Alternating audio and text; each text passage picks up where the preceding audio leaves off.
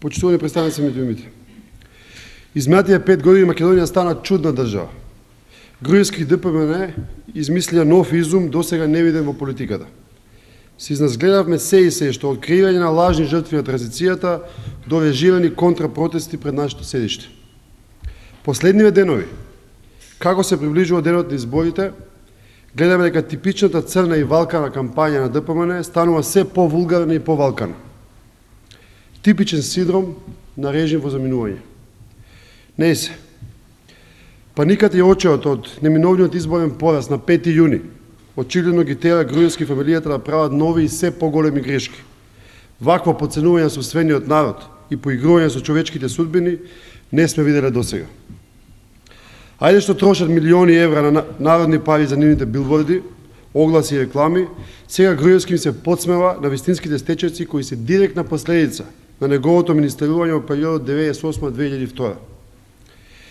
Денес ја користиме оваа прилика со јавноста да споделиме информации за ликовите кои се појавуваат во ултраскапите огласи и реклами на ДПМН.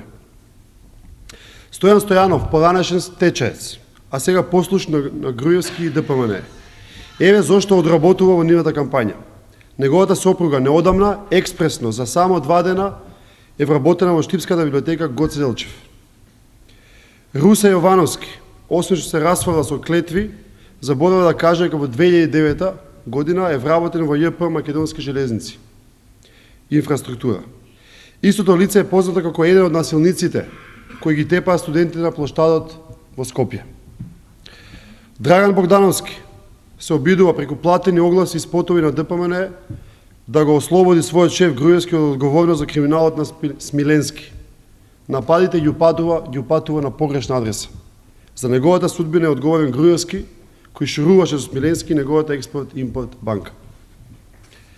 Згора на се, денес Гордана Јанкуловска театрално се среќава со уште еден лик од спотовите рекламите на ДПМН.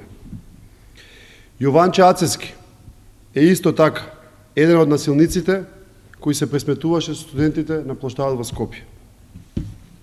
Еве го Јованче Ацевски, сликан за време на тепачката која беа претепани студентите на плоштадот.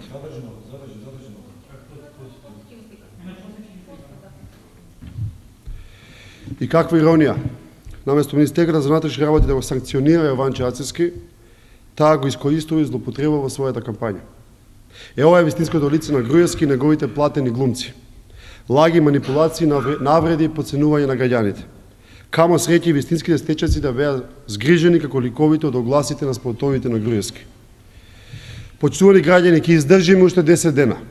На 5 јуни вистинските стечајци, заедно со останатите граѓани, масовно ќе излезат на избори да им стават крај на лагите на Груевски и фамилијата. Ви благодарам, поведете прашање евентуално. Освен ова што го кажувате за спотовите на Владеачката партија во кампањата кон вас, со овие ликови што ги споменувате, има информации за искршени штабови кои што во континуитет се случуваат, меѓутоа и за вчера и за денес има штабови ваши кои што делите изборен материјал кои што се преместени или дислоцирани наследно или како да речем така. Дали мислите дека Владеачката партија како се ближи крај на кампањата го засилува притисокот врз вас како партија и врз вашите активисти? Владеачката партија не може да засили притисокот врз нас и врз нашите активисти. Нашите активисти и симпатизери доаѓаат на преполните наши митинзи и средби со граѓани. Ова засилена активност негативна на Владеачката партија од типот кршење штабови, преместување штандови, воопшто не изненадува, но не загрижува. Тоа кажува дека нашата кампања очи во очи со граѓаните, делењето локум и кафе и така натаму дека е позитивно, дека е успешно и дека тоа ги прави нервозни. Тоа е во функција инаку на спуштање на излезност. Нас не е тоа јасно.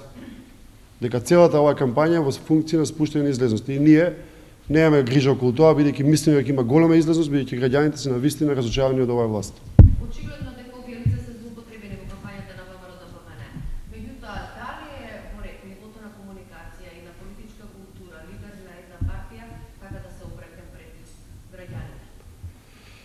Мислам дека разговараме за кокошката и јајцето. Ова е влада 5 години наназад, води директна, ад хоминем, брутална кампања во председателот на СДСМ Бранко Црвенковски. Буквално нечовечка. И јас не ја видов до сега Гордана Янкуловска да дојде на гости кај Бранко Црвенковски и да се сожали за тоа што тие истите од истиот штаб го спроведуваат.